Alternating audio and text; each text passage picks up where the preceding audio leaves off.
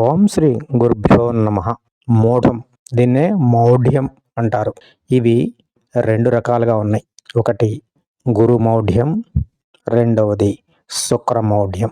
ఈ మౌఢ్యాల వల్ల మానవాళికి సంభవించే ఫలితాలు ఏంటి అనే విషయాన్ని సవివరంగా తెలుసుకుందాం.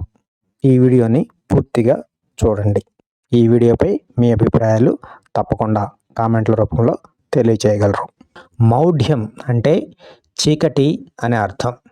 వీటిలో శుక్రమౌఢ్యం మరియు గురుమౌఢ్యం అని రెండు రకాలు ఉన్నాయి. గురు లేదా శుక్రగ్రహాలు రవికి అంటే సూర్యునికి దగ్గరగా వచ్చినప్పుడు వాటి యొక్క శక్తిని కోల్పోతాయి. గురు శుక్ర గ్రహాలు రెండు కూడా మానవాళికి శుభాన్ని కలిగించే గ్రహాలు. ఇవి వాటి శక్తిని కోల్పోయే కాలాన్ని మౌఢం అంటారు, మౌఢ్యం అని కూడా అంటారు. శక్తిని కోల్పోయిన గ్రహాలు శుభ ఫలితాలను అందించలేవు. అందుకనే ఈ కాలంలో కొన్ని ముఖ్యమైన కార్యక్రమాలు చెయ్యరాదని పెద్దలు నిషేధించారు. మరి వాటిలో చేయకూడని మరియు చేయదగిన కార్యక్రమాల గురించి వివరంగా తెలుసుకుందాం.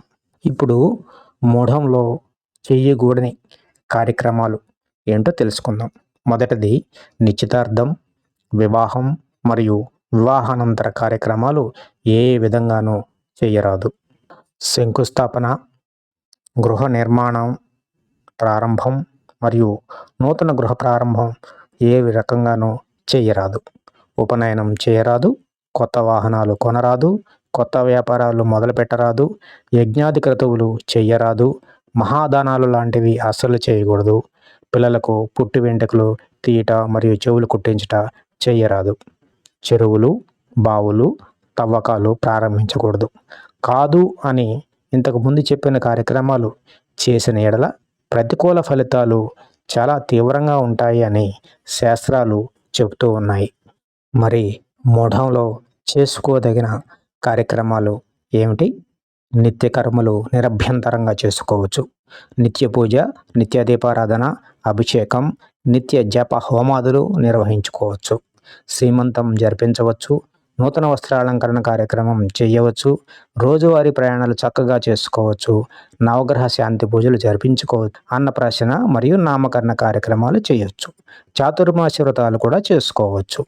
మరి మూఢంలో ప్రసవం జరిగితే ఏ పరిహారాలు చేసుకోవాలి? శుక్రగ్రహ మరియు రవిగ్రహ శాంతి పూజలు తప్పకుండా చేయాలి. నవగ్రహ శాంతి పూజలు, నవగ్రహ దోష పరిహారాలు, జపములు మరియు అభిషేకాలు చేయాలి. ఇంతకుముందు చెప్పిన విషయాల గురించి పూర్తి వివరాలు, లోతైన అర్థాల కోసం మీ దగ్గరలోని పండితులను సంప్రదించి ఒక నిర్ణయం చేసుకోగలరు. ఓం శ్రీ గురుభ్యో నమః.